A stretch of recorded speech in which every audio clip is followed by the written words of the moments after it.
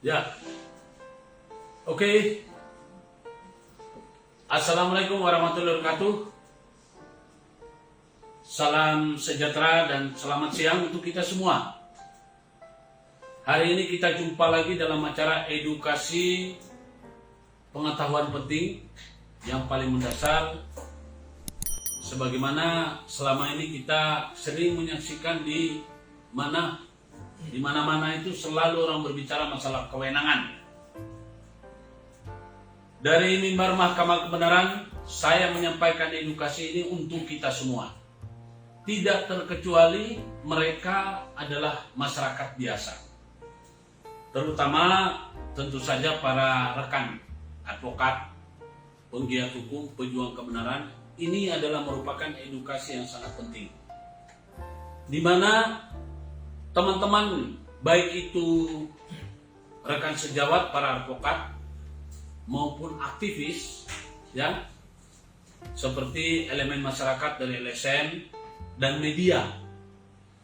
Kita sering jumpai di lapangan bahwa ada namanya kewenangan. Nah, kewenangan ini adalah merupakan perintah jabatan.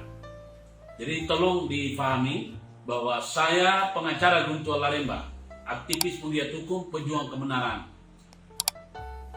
telah menemukan yang namanya senjata pamungkas, ya, yang selama ini menjadi momok bagi kita orang-orang di lapangan. Sebetulnya sih gampang. Apa itu? Saya bilang gampang karena ini sudah ada ketentuannya. Cuma kadang-kadang kita karena saking sibuknya, saking asiknya dengan pendapat-pendapat lain, maka kita tuh berkeyakinan bahwa apa yang mereka katakan kewenangan kita telan bulat-bulat atau kita amini. Padahal kalau kita mau jujur, ya, dalam hal ini yang namanya kewenangan itu adalah merupakan perintah jabatan yang sah. Nah, sedangkan kesewenang-wenangan adalah perintah jabatan yang tidak sah. Kita perlu mengetahui bahwa perintah jabatan yang sah boleh kita katakan adalah kewenangan. Tetapi jangan juga kita mau seperti salah satu contoh, ya, aparat penegak hukum, kepolisian. Kepolisian itu harus dibatasi dengan kewenangan yang sah. Demikian juga dengan jaksa maupun hakim. Jadi terhadap penerapan hukum, ketika institusi itu terkadang paling banyak melakukan pelanggaran hukum.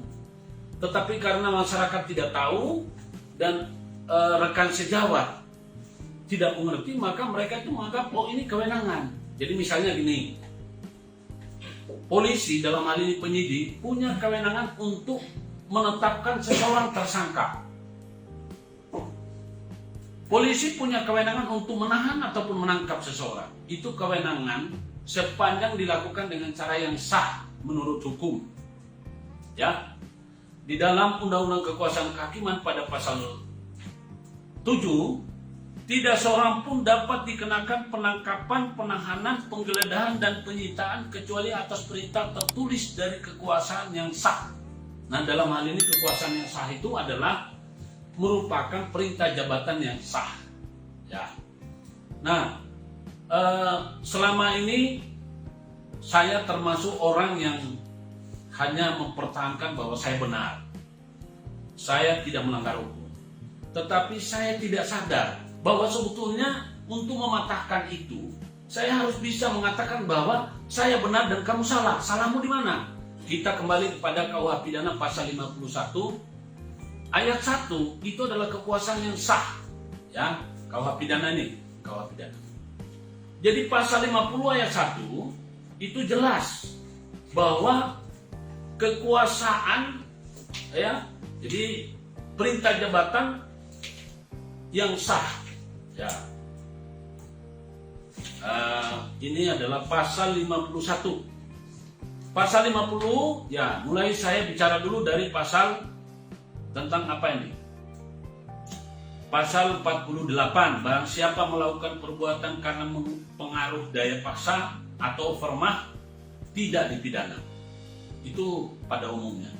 Sedangkan pasal 49 tidak dipidana barang siapa melakukan perbuatan membela, terpaksa membela diri maupun untuk orang lain, kehormatan, kesusilaan dan harta benda sendiri maupun harta benda orang lain karena ada serangan atau ancaman serangan yang sangat dekat pada saat itu yang melawan hukum. Ya, itu ayat 1 pada 49.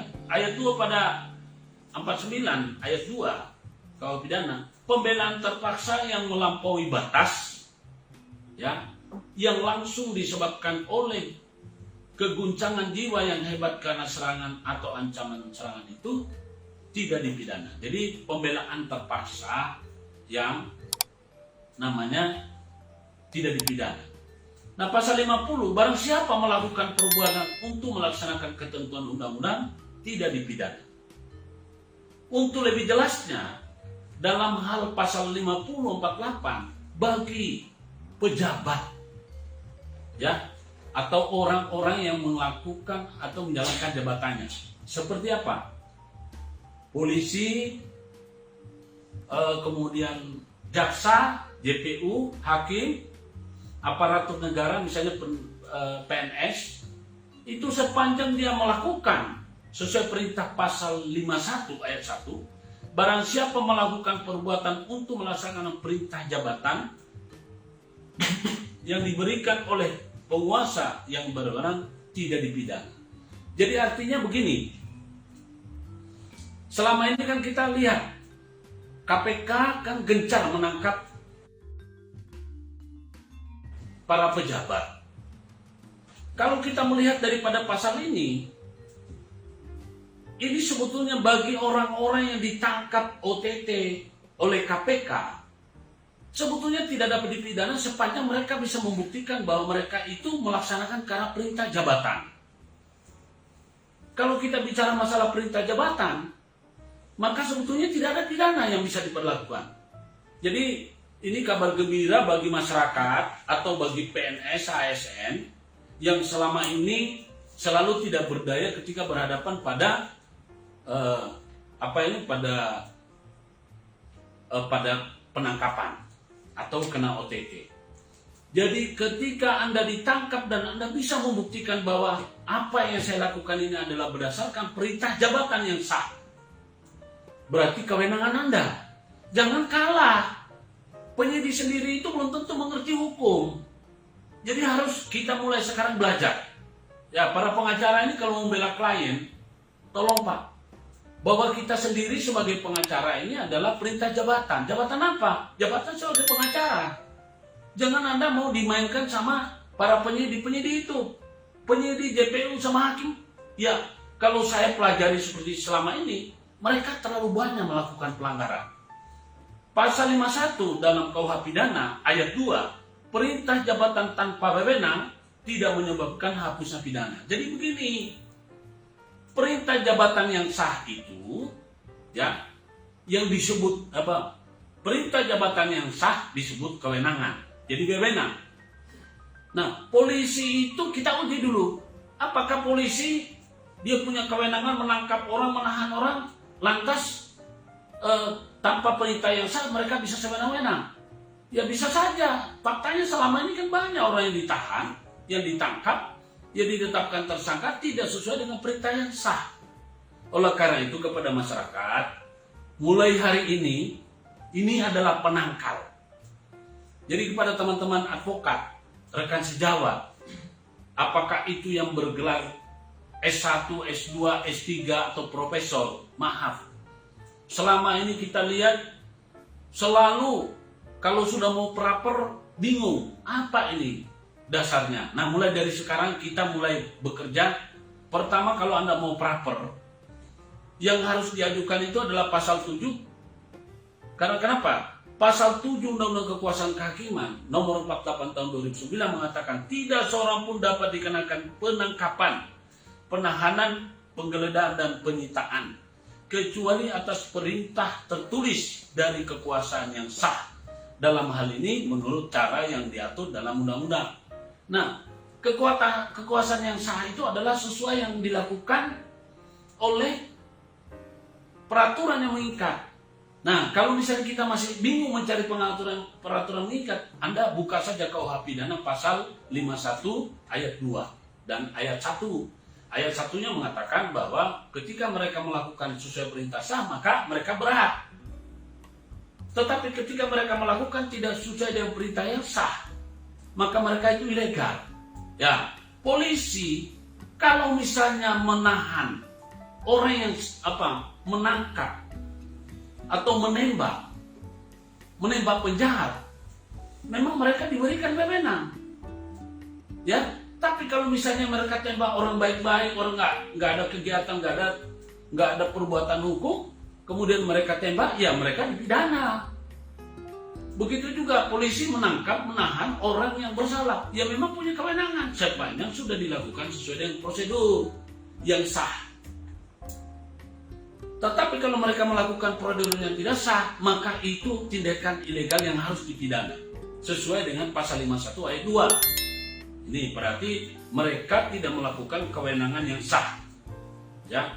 Jadi perbuatan mereka, perintah jabatan tanpa wewenang, itu tidak menyebabkan hapusnya tindak pidana. Nah, ini yang harus kita simak. Saudara sekalian sebangsa dan setanah air, selama ini kita selalu dipermainkan oleh kewenangan jaksa menetapkan menahan orang, kewenangan penyidik menahan orang. Sebentar Pak, kewenangannya yang sah. Kewenangan penyidik adalah kalau perintahnya sah atau kalau tata cara yang dilakukan adalah sesuai prosedur. Tapi kalau tidak sesuai prosedur, itu adalah tidak punya kewenangan dia atau kewenangan yang tidak sah. Perintah jabatan yang tidak sah itu. Ya, makanya kenapa ada polisi yang bisa masuk penjara, ada jaksa yang bisa masuk penjara. Sekarang jaksa kan ada beberapa yang ditangkap. Mereka diperintahkan oleh undang-undang untuk menuntut dan mengadili, menuntut dan mendakwa dan menuntut orang. Ternyata mereka salah, malah mereka minta uang, ya kan? Karena apakah kewenangan mereka itu kewenangan mereka untuk mendapatkan uang itu adalah kewenangan yang sah, perintah jabatan yang sah? Kan tidak. Makanya mereka disebut sebagai korupsi, sama dengan hakim. Hakim memang memiliki kewenangan untuk memutus perkara. Ya, dia bisa memutus sampai orang itu dihukum mati. Tapi ingat, hakim sesuai perintah jabatannya sah. Dia harus memutus orang yang bersalah dihukum dan orang yang tidak bersalah dibebaskan. Nah, kalau misalnya hakim boleh seenaknya, bisa-bisa semua orang, karena hakim punya kewenangan untuk menjatuhkan hukuman mati, bisa jadi semua orang dihukum mati. Itulah kenapa terus saja saya harus membahas masalah ini, karena di luar sana teman-teman saya pengacara paling takut dengan kewenangan. Wah, itu kan kewenangannya polisi. Apanya yang kewenangan polisi? Masa polisi sabara kewenangannya untuk menjadi penyidik? Kan nggak ada. Orang mau jadi, memang semuanya polisi, tapi untuk menjadi penyidik mereka harus dikasih ilmu penyidik dan harus dilakukan sumpah, ada kode etik. Nah, ini sama dengan jaksa. Tidak semua jaksa fungsional menangani perkara yang sama. Tidak, ada kekhususan. Karena itulah mulai hari ini, ya, seperti apa yang saya uraikan, sebetulnya pasal 51 ayat 1 dan 2 ini kita sudah sering baca.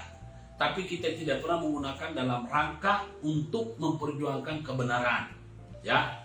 Jadi dalam kesempatan ini saya membuka front untuk memang kalau mau diskusi, mau bertanya silakan dari luar sana, dari ini audiens kita ada. Sebab ini penting sekali Pak. Ini jujur aja saya sendiri merasa bahwa berguna memberikan edukasi ini ketika saya bisa menyampaikan berita ini. Karena selama ini kita selalu berbicara masalah saya benar. Kita berbicara masalah kebenaran kita tidak salah. Kalau sudah ditabrak dengan kewenangan, kita kadang-kadang mati, kita lumpuh.